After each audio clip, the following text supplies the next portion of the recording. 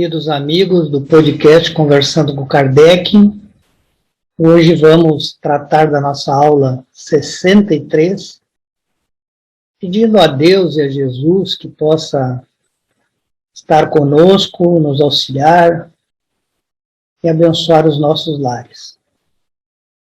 Hoje o nosso tema é a dupla vista, e esse tema ele continua lá no capítulo 8º, que é da emancipação da alma, ainda na parte segunda, e ele começa exatamente na pergunta 447. Então, a primeira pergunta, né, ela já vai direto a relacionar, né, perguntando se os fenômenos que a gente designa segunda vista têm alguma relação com o sonho e com o sonambulismo. Então aqui a gente começa sem ter a verdadeira noção do que na época, Kardec entende como segunda vista. Então a gente vai adiantar aqui o que está sendo tratado nesse tema, porque a segunda vista é exatamente a capacidade do indivíduo encarnado ver alguma coisa onde ele não está presente. Então ele está presente num local, mas ele consegue ver alguma coisa que se desenrola noutro local. Então isso é o chamado de segunda vista. E a pergunta, então, que Kardec faz aos espíritos é se isso tem relação com o sonho e com o sonambulismo. E os espíritos dizem que tudo isso é a mesma coisa, né? Ou seja, o que é a segunda vista?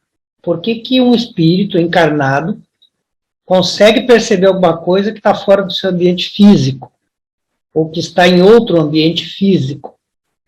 Exatamente porque o espírito se liberta do corpo físico, né?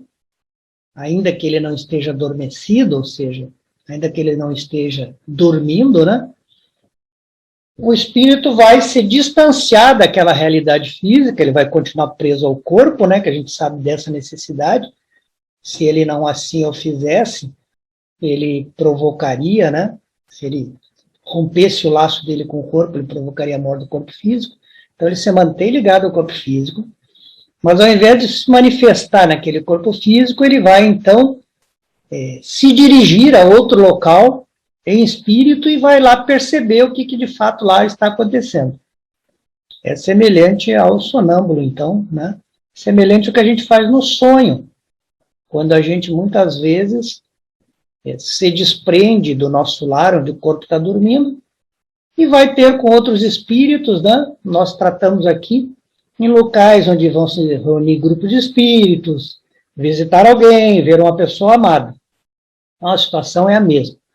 A segunda vista é quando você, lá vendo alguma coisa, você traz essa recordação e consegue manifestar o que você viu. E aí, quando se confirma que realmente aquilo aconteceu, você teve um fenômeno comprovado de segunda vista. Na questão seguinte, é perguntado se essa faculdade, não, a segunda vista é permanente. Por que faculdade? Faculdade no sentido de que nós temos outras faculdades, né, que são os nossos sentidos, né? Nós temos a faculdade, por exemplo, da visão, nós temos a faculdade do tato, assim como nós temos também a faculdade, né, de, por exemplo, a intelectualidade.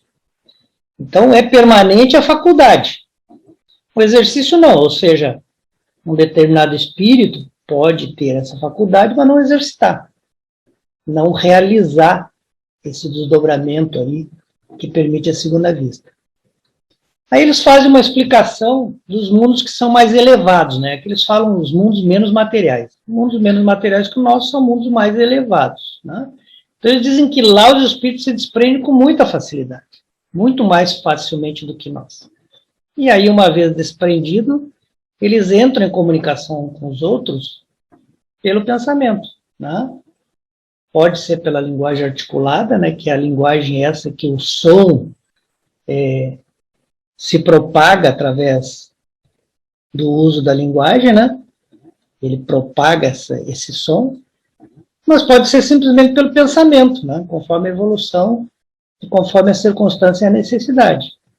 Então, se ele se desprende mais facilmente, se eles podem entrar em comunicação apenas pelo pensamento, então eles têm muito mais facilidade de provocar essa segunda visão. E então, lá nesses mundos, essa faculdade é praticamente permanente. O espírito consegue, com muita facilidade, estar num ambiente com o seu corpo físico e ir lá no outro ambiente e perceber o que lá está acontecendo através dessa visão, né? Que é a visão da alma. E essa realmente é a razão pela qual eles se manifestam mais facilmente, né? Do que nós que estamos encarnados num corpo mais grosseiro. Estando eles, então, num mundo que é menos material, essa facilidade de comunicação, como a facilidade de ocorrer segunda vista, é muito maior porque eles estão menos presos à matéria. Essa é a verdadeira explicação. Na questão seguinte, a pergunta é se essa segunda vista se desenvolve espontaneamente ou se pela minha vontade eu posso desenvolvê-la, né? Pela vontade daquele que tem a segunda vista, a gente pode desenvolver ela. Ou simplesmente ela se dá de maneira espontânea. Então, os espíritos nos dizem que a segunda vista, frequentemente, ela é espontânea, né? Ela vai surgir, o indivíduo não vai ter, através da sua vontade, provocado isso. Mas, muitas vezes, a nossa vontade pode ter um papel importante quando a gente se percebe que a gente é dotado dessa faculdade, a vontade de nós, vamos dizer assim, exercitar e aumentar a capacidade de uso, né? E ela vai ser realizada na medida em que a gente tem essa vontade de que isso aconteça e pratica o esforço necessário, né? Nós sabemos que se esta faculdade está ligada exatamente a se prender menos à matéria, o exercício natural para eu ter capacidade de uma segunda vista mais desenvolvida é eu tentar me desprender da matéria. É por evidente.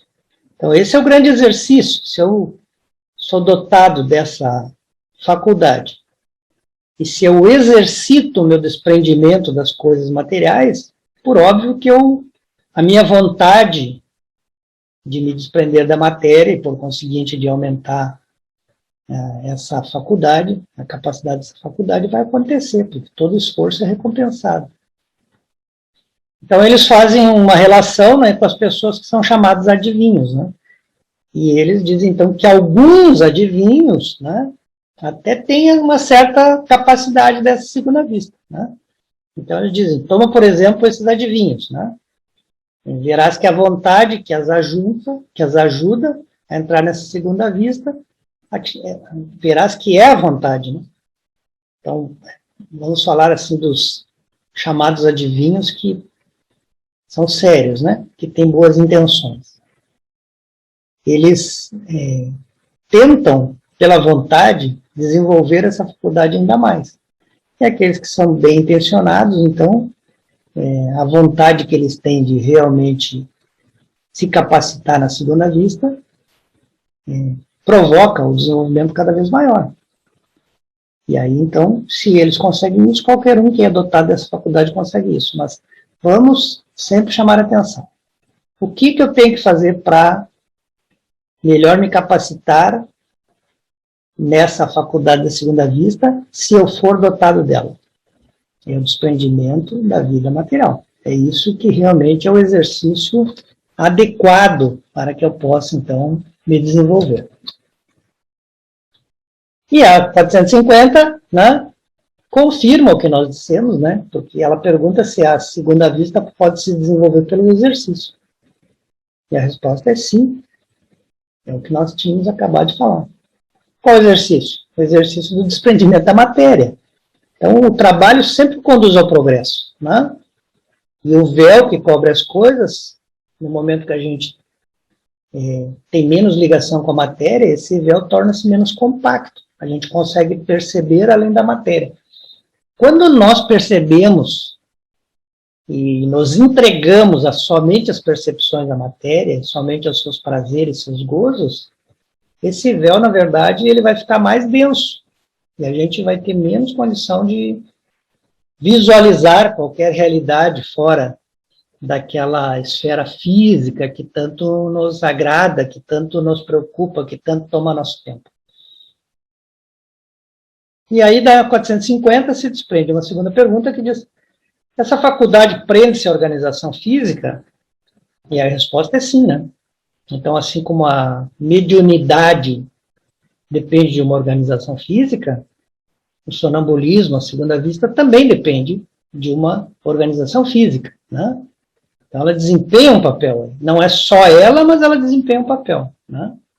Então, existem organizações físicas, existem corpos, né, que determinados espíritos habitam, que são refratários, que eles não vão conseguir nunca desenvolver essa faculdade quando encarnado naquele corpo.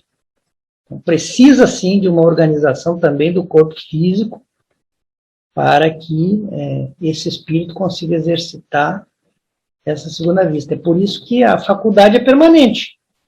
Mas o exercício da faculdade, ele pode ser interrompido numa encarnação em que aquele espírito reencarnou num corpo que não tem organização física para ele exercitar a sua faculdade. Então, o espírito continua tendo a faculdade, continua tendo essa condição de exercitar a sua segunda vista, mas aquele corpo que ele encarnou naquele momento, naquela encarnação, não permite. Então, sim, depende das duas coisas, depende da parte do espírito, né, ter mais desprendimento à matéria, e depende também do corpo físico ser um veículo capaz de permitir isso quando ele está encarnado. Na pergunta seguinte, por que a segunda vista parece hereditária em certas famílias? E aí, se nós falamos que a segunda vista depende da organização física, né,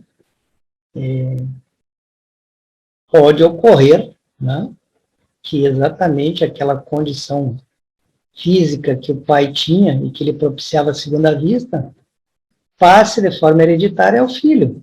Então, nós teremos aí uma semelhança da organização física que requer para o exercício da faculdade sendo transmitida junto com outras qualidades físicas. Tá? E também pode ocorrer o desenvolvimento da faculdade por uma espécie de educação, porque muitos de nós também não somos chamados a atenção sobre a possibilidade de desenvolver essa segunda vista. E quando o indivíduo reúne as condições físicas e espirituais para realizar a segunda vista, e o seu pai, né, aquela pessoa que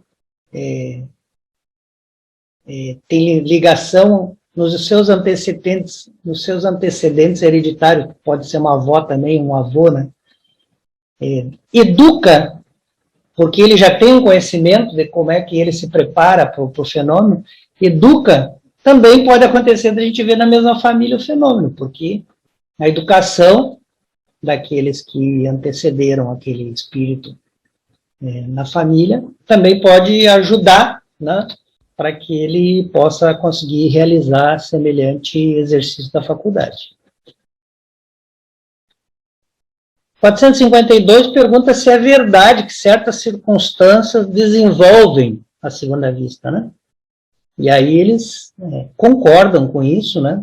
A resposta ela é uma assertativa, dizendo, inclusive, exemplos em que a segunda vista ela acaba se desenvolvendo. Quais são esses exemplos? Então eles falam a doença, a aproximação de um perigo ou uma grande comoção. Quando nós estamos numa situação dessas, a gente pode ter uma realização de uma visão que não é só do nosso ambiente físico, né? Então, quantas vezes a gente vê as pessoas já bem doentes, né, falarem que estão vendo, por exemplo, em vigília, né, acordados, falam do que está acontecendo, né, dentro daquele ambiente, no sentido espiritual, assim como em outro ambiente, né? Visitam familiares, recebe a visita de familiares, né? Então, esse estado, né, em que algumas vezes o espírito se vê, que muda a sua situação emocional, inclusive, né,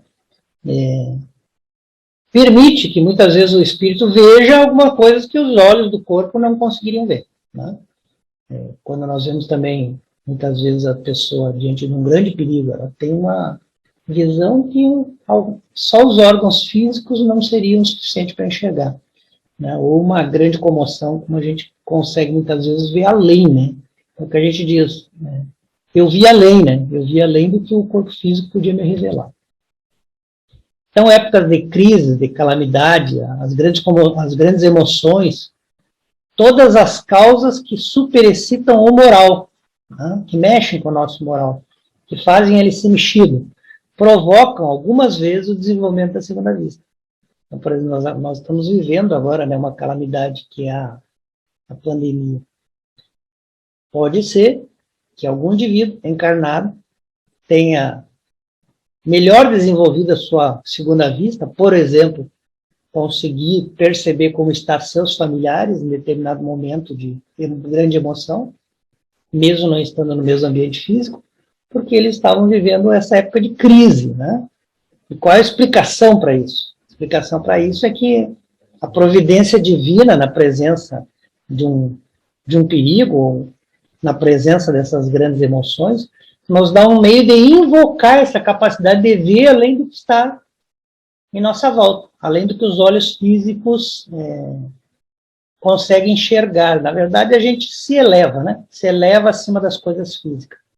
E aqui faz um comentário que todas as seitas e partidos que muitas vezes são perseguidos por falarem disso, né? Falam às vezes como se fosse força da mente, como se fosse telepatia, como se fosse visão à distância, né? Eles são perseguidos por falar isso, mas eles, muitas seitas e partidos falam disso, falam de possibilidade de você ver alguma coisa que não está na sua esfera física. Então, ver com os olhos da alma, essa é a segunda vista, mesmo quando está em vigília. Na questão seguinte, pergunta se a pessoa que tem segunda vista é consciente disso, se ela sabe que ela tem. E aí a resposta é que nem sempre. Claro, depende da pessoa se observar mais, né? Nós sabemos que hoje a gente vive uma fuga de nós mesmos, né? Nós nos ocupamos demais com as coisas externas a nós mesmos. Nós temos dificuldade de parar e nos perceber, nos conhecer. Então, muitas vezes a gente pode ter essa segunda vista, mas nunca parou para se observar, nunca parou para se estudar, né? E também porque, às vezes, para essa pessoa, ela até percebe, mas ela acha que todo mundo tem, que aquilo é natural, né?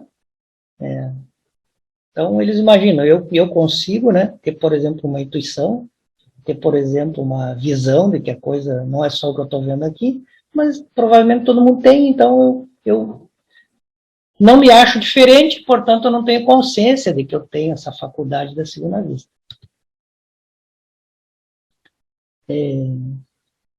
Na questão seguinte, então, se pergunta se pode atribuir a uma espécie de segunda vista, ou se pode se chamar segunda vista, né, a perspicácia que certas pessoas têm, né, de julgar as coisas com maior precisão que os outros. Ou seja, eu consegui fazer uma análise de uma determinada situação, né? Vamos pensar que a gente está sempre aqui falando de coisas mais morais, né? Coisas mais ligadas realmente a decisões que afetam o nosso moral, né? Então, uma pessoa sempre tem uma perspicácia de ver o que os outros não viram e de tomar um julgamento muito mais adequado. Isso pode-se dizer que é uma espécie de segunda vista? Aí os espíritos nos respondem que, mesmo que a gente não chame de segunda vista, o que ocorre com essa pessoa que sempre consegue ter um julgamento examinando aquilo que está além dos olhos físicos, ele é conseguido, essa capacidade de percepção maior é sempre conseguida porque a alma se irradia mais livremente fora do corpo. E aí se irradia até no sentido de se habilitar melhor para a intuição dos bons espíritos, né? E aí conseguindo se libertar dessas amarras físicas, ela diminui a influência do véu que a matéria coloca sobre nós. E aí ela julga melhor, porque ela julga com base numa visão que ela criou não a partir do olho, mas a partir da alma, né? Uma visão melhorada da realidade. Então, se não for segunda vista, é uma visão melhorada da realidade. E isso nós só conseguimos quando a gente se desprende mais da matéria e se coloca melhor no mundo das ideias, no mundo espiritual. É assim que ocorre. E dessa se desprende uma segunda pergunta que é formulada assim. Essa faculdade, em certos casos, pode dar a presciência da coisa, né? Se saber das coisas antes. Então, sim, essa faculdade, em certos casos, permite isso. Nós sabemos que não há como prever o futuro, porque todos nós temos livre-arbítrio. Então, o futuro ele sempre poderá ser mudado pelas nossas escolhas, né? Eu sempre gosto de lembrar que Jesus, no horto, né, seus últimos momentos antes de ser preso, ele faz uma oração a Deus, dizendo que se Deus quiser, aquele cálice fosse afastado dele, né? Cada um vai dar uma interpretação, é certo, mas eu sempre penso que Jesus, mais uma vez, estava rogando a Deus que, se Deus quisesse, as pessoas pudessem tomar uma decisão diferente. Ao invés de sacrificá-lo, ao invés de crucificá-lo, as pessoas poderiam tê-lo libertado. Isso não estava determinado, né? É claro que havia uma certa previsão, porque havia um certo conhecimento dos espíritos que estavam reencarnados e das influências maléficas que poluem nosso planeta. Então havia uma certa previsão de que a gente agiria como sempre agiu, né? Agindo muito mais pelos interesses mesquinhos e materiais. Então havia uma previsão. Mas quando Jesus diz ao Pai que, se for da vontade dele, possa ser afastado aquele cálice, mas não se faça a vontade dele, se faça a vontade de Deus. No meu entendimento, ele está falando disso. Olha, se Deus permitir, né, se a divina providência permitir que as pessoas, e conseguir até, né, que as pessoas tomem uma decisão mais adequada, mais assertiva, mais correta, que se mude o futuro que está previsto. Porque o futuro sempre pode ser mudado pelas nossas decisões. Então vejam como nem Jesus ele determina essa presciência sem considerar que há a possibilidade de que essa presciência venha a se equivocar no sentido que as pessoas tomem outra decisão. Porque a presciência não é mais do que isso, né? É uma probabilidade muito grande que as coisas aconteçam daquele jeito, porque tudo está alinhado para ser daquele jeito, né? Porque se sabe a evolução de cada ator, se sabe cada circunstância que está envolvida. Nossa presciência ela é sempre relativa.